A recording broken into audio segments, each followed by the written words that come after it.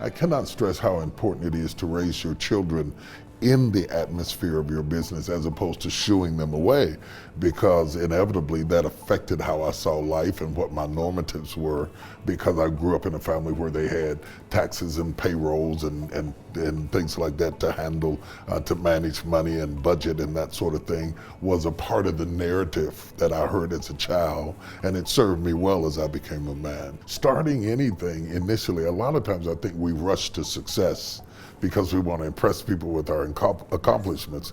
But gratification delayed is very effective when it comes to building a business. You have to understand that there are going to be years of sacrifice, and then there's going to be years of surplus.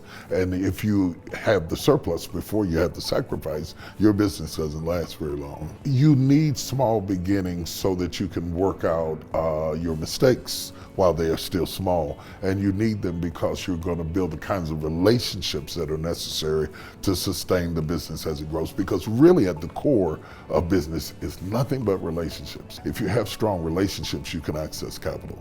If you yourself don't believe in what you're doing, nobody else is going to believe in it either. I believed in the message that I had. I believed in the book that I'd written enough to invest in it.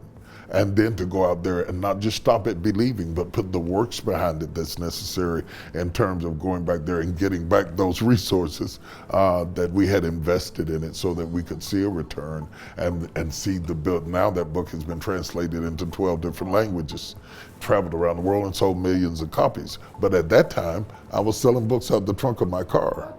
Yeah, literally out the trunk of my car, and my kids were helping me at the book tables to sell. As innovation begins to evolve and society begins to evolve, you can either scream at the darkness or you can light a candle. You can either get with the program or be left out of the narrative.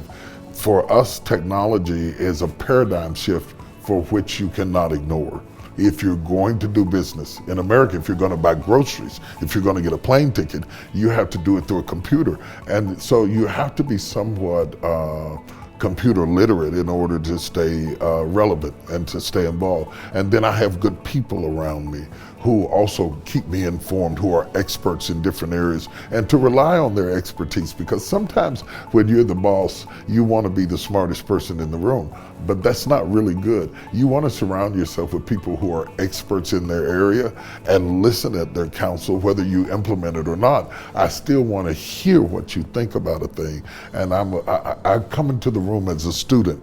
I leave as a professor. When I was starting the business, I was actually thinking of helping be on the human side, right?